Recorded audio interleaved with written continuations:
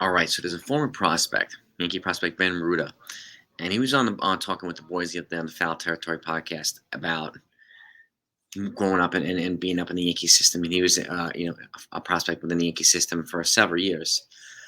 And then he talks about how they just completely changed the philosophy, and when it all chips in, just all hands on deck on analytics, and how it changed the developmental philosophy and results for the whole entire team. And I'm going to attach this article down below for you. Take a look at it yourself, because it'll give you some insight into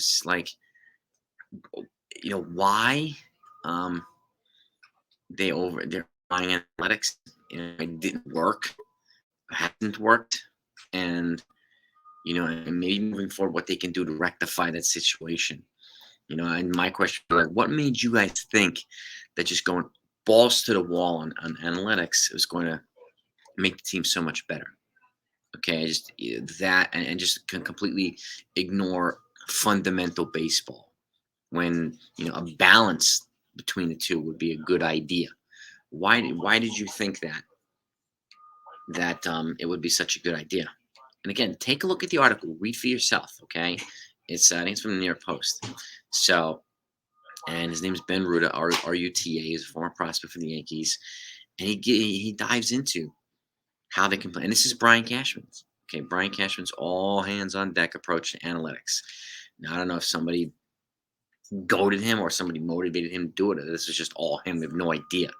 Okay, but it's an interesting article that shows how their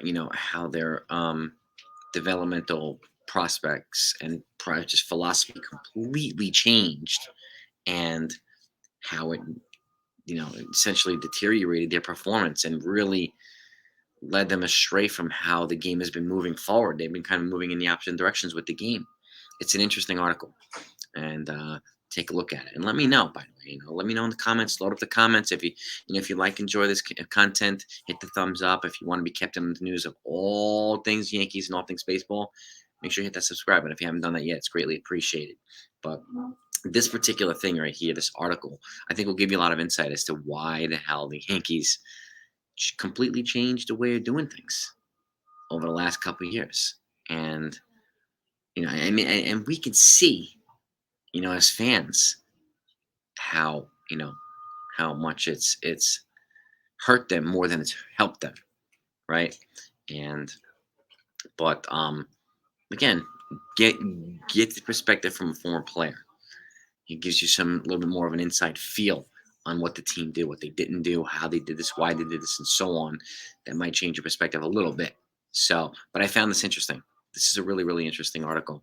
And again, if I'm them, I'm analyzing the analytics department.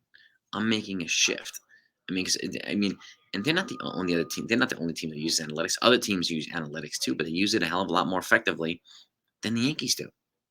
And that's something we need to figure out. What do we need to do? Why do we do this? What do we need to change here?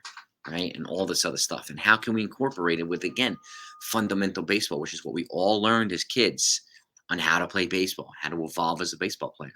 We weren't given iPads as kids and say, look at this, look at that launch angle, button.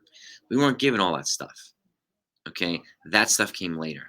So, but let's get into this one. I think you'll find this an interesting article. I'm really, really interested in hearing what you folks have to say. Let's have a discussion. We'll talk about this in the next post game too. Talk to you later.